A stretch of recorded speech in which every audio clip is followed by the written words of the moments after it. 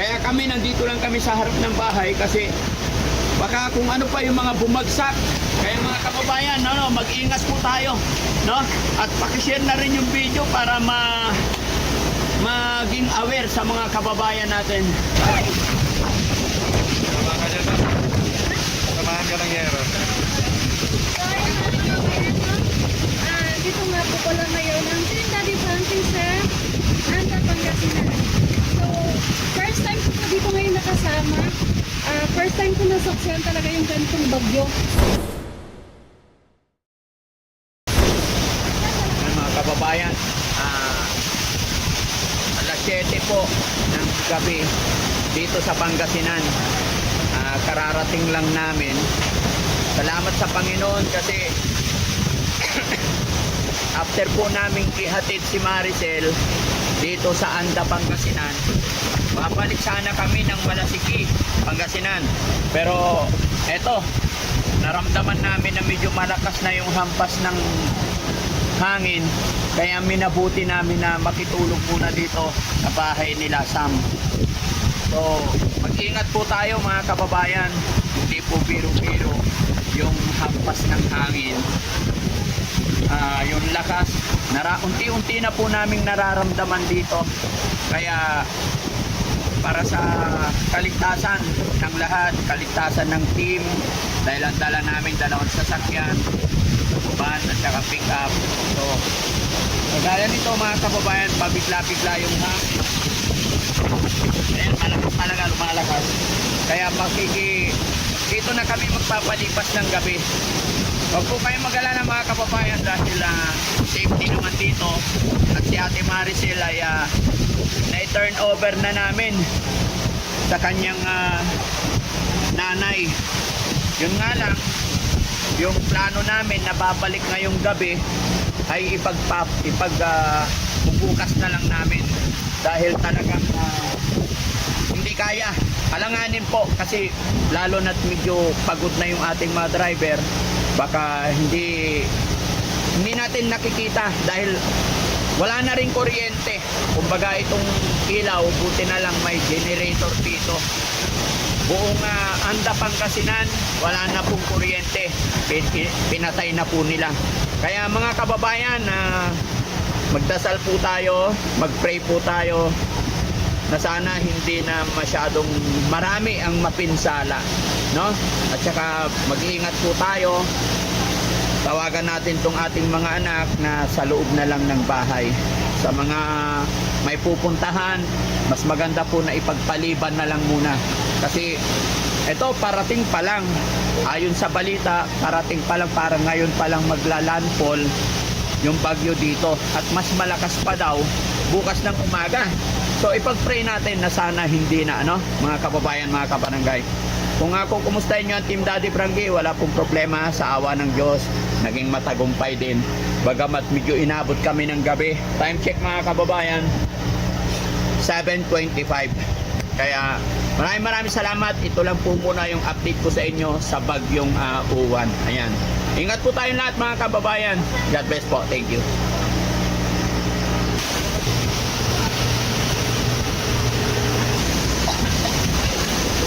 Wala.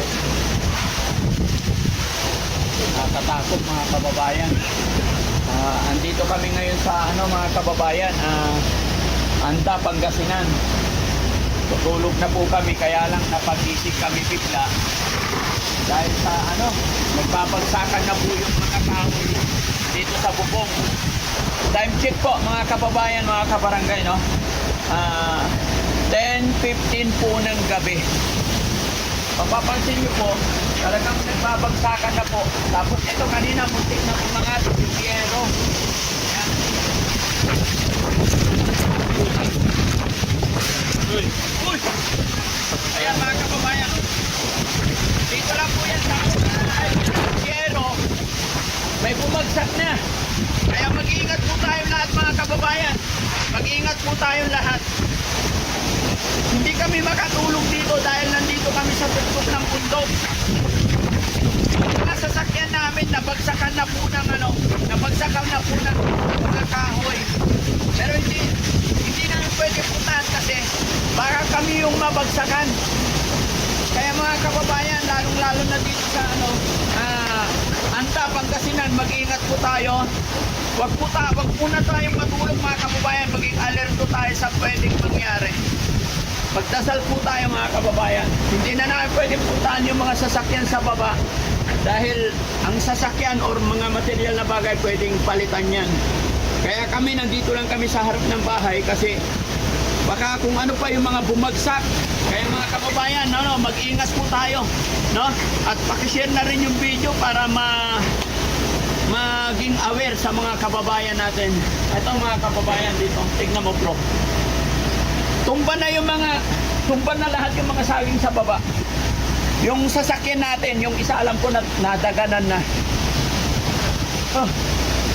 Ayan. Buti na lang mga kababayan, may generator dito. Pero yung kuryente, as in, buong Anta, Pangasinan, wala na po talagang ilaw. Wala na. Ayan oh, may nilipad na yero. Yan, lumipad na. Galing po yan sa yung Kamalig. Nilipad na yung yero. Yung dalawa nandoon. Yun, nakakatakot kasi nagliliparan yung mga yero dito sa Anta, Pangasinan mga kababayan. Ingat kayo baka pumunta dito. Yun, 3 yero na yun inilipad doon mga kababayan. Kaya hindi kami natutulog. Para pantayan namin yung nagaganap. Sana mga kababayan, sana ligtas po kayo dyan. Nakakatakot talaga, nakakatakot. Pero buti na lang po, walang ulan. Mas malakas ito pagka sinabayan ng ulan. Huwag naman na sana. Diba? Ayun na, bumagsak na. Naku, delikado. Kinakabahan ako guys, kinakabahan talaga ako. So huwag kayong lalayo dito dito lang tayo. Over na ako dito. Overcome. Ha? Yung nangyayari. Guys, bababa lang kami saglit kasi narinig ko may bumagsak na sa sasakyan. Tignan po natin.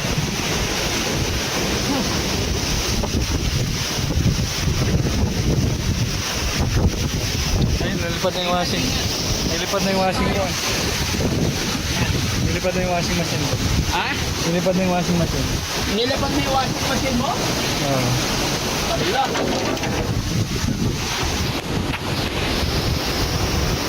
Ayan may mga rin.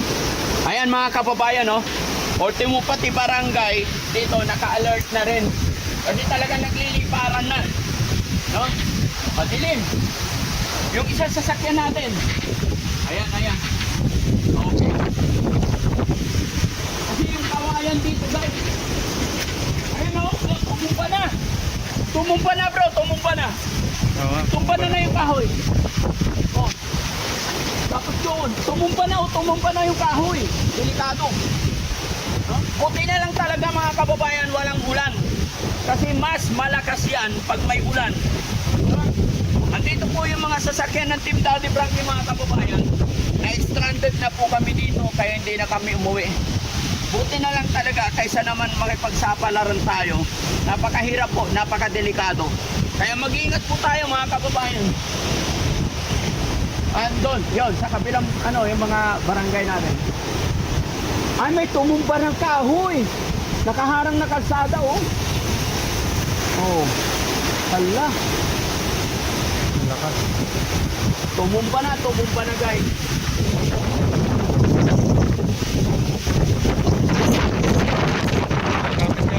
Hangin. Kapit. Tingnan mo. Ang lakas. Grabe, ngayon lang to,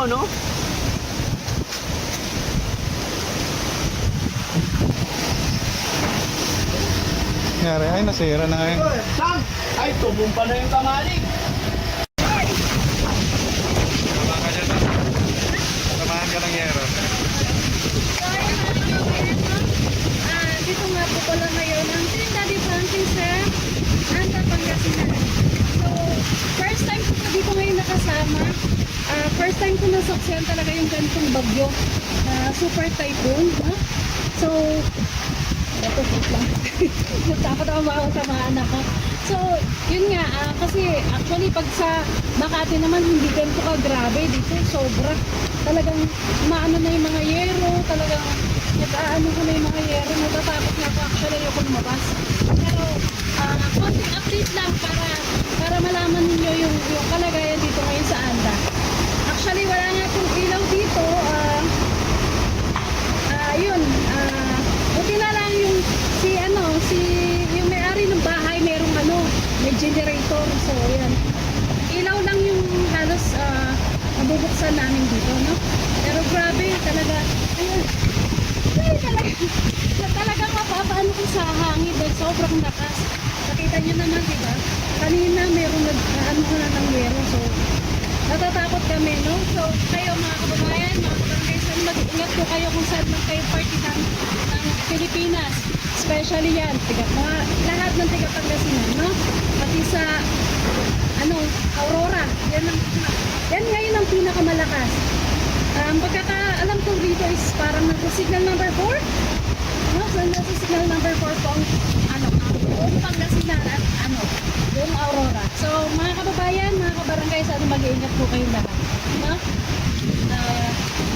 At ito, mag-update ulit kami mamaya kung hanggang, kasi yun nga, kung oras na.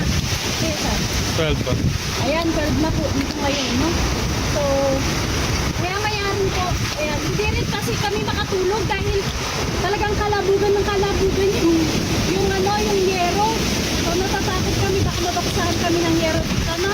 Eh, mga kababayan, mag-iingat po tayong lahat dyan, ha? Huwag niyo po kalimutan, mag-pray. Mag-pray po kami. Kasi gusto ko, nakakatakot. Kaya ingat po kayo lahat dyan, mga kababayan. Kababayan, pupunta po kami sa labas kasi yung isang sasakyan nabagsakan na po ng kawayan, kaya yung isa iaayos ni Kuya Jesse sa mga kami.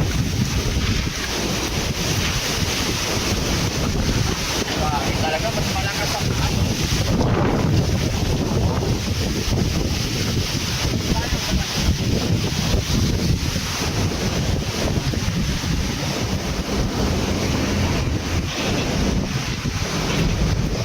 mga kababayan, no?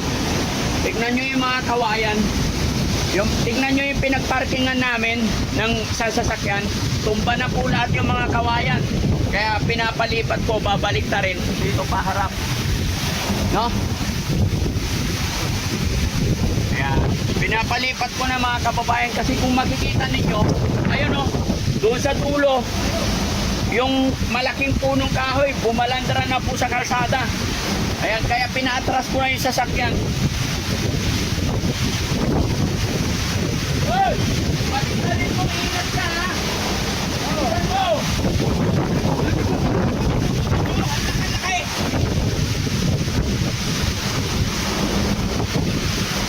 Yung mga kababayan, mga rescue din tumadaan.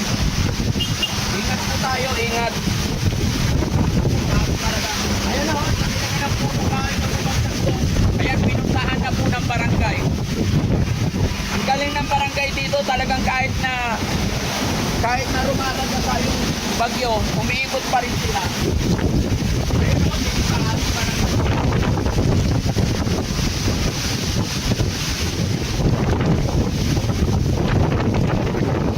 Dito na ako pa, bro. Wala, nagkakutik-kutik dito.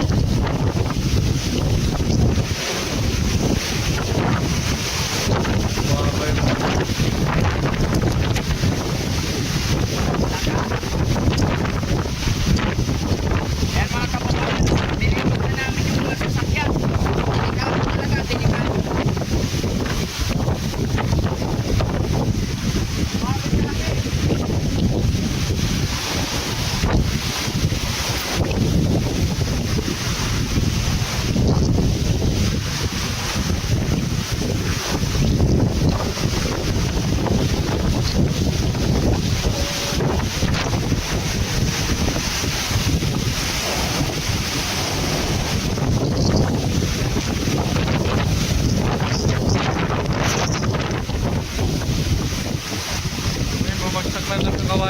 bumagsak na lahat ng kawayan. Ha?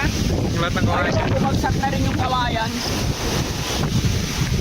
Delikado talaga. Baka malaglag yung dads yung isang sanga ng kawayan na yan. Yung sanga na, baka malaglag dito. Sa Banti na sasakyan, natin dito. iabanti pa rin dito. Malampot na dyan to. Okay lang yan.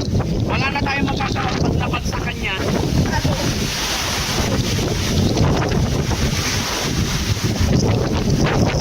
Tanggal na yung yero. Sa kabila. Diyos ko po. Tabang Lord. Tabang. Diyos ko po. Ako pakain mo na po.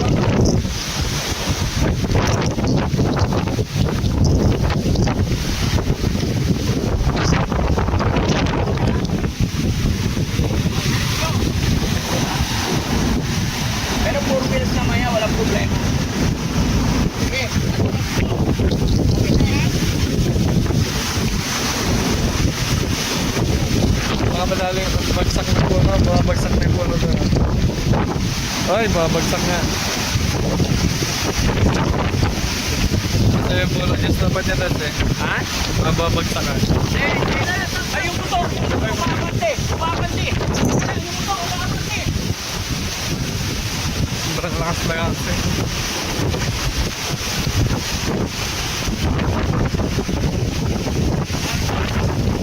Umabante yung motor! Yung motor ng kapitbahay! Umabante! Sobrang lakas.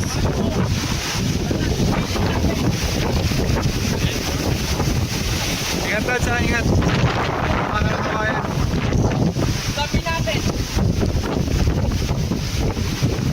Baka hindi na makakita. Sobrang dami. Yung May motor lipad. mga kababayan! Umabante na! Ng hangin!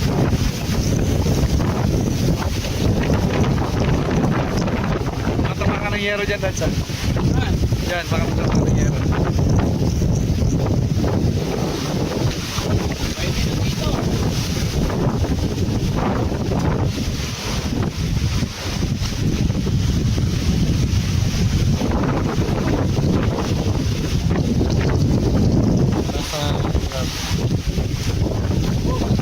Kala ko ano na mangyari. Tinutulak na ng hangin eh. Magtataka yung may-ari bukas ba't nalipat na yan? Ang lakas na kaya yung lipad. Oo.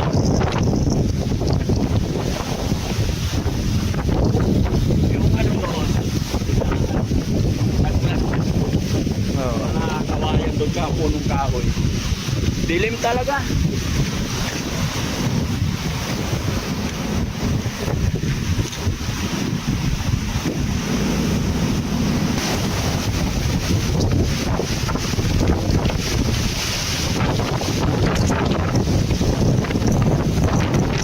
Delikado yung kahoy.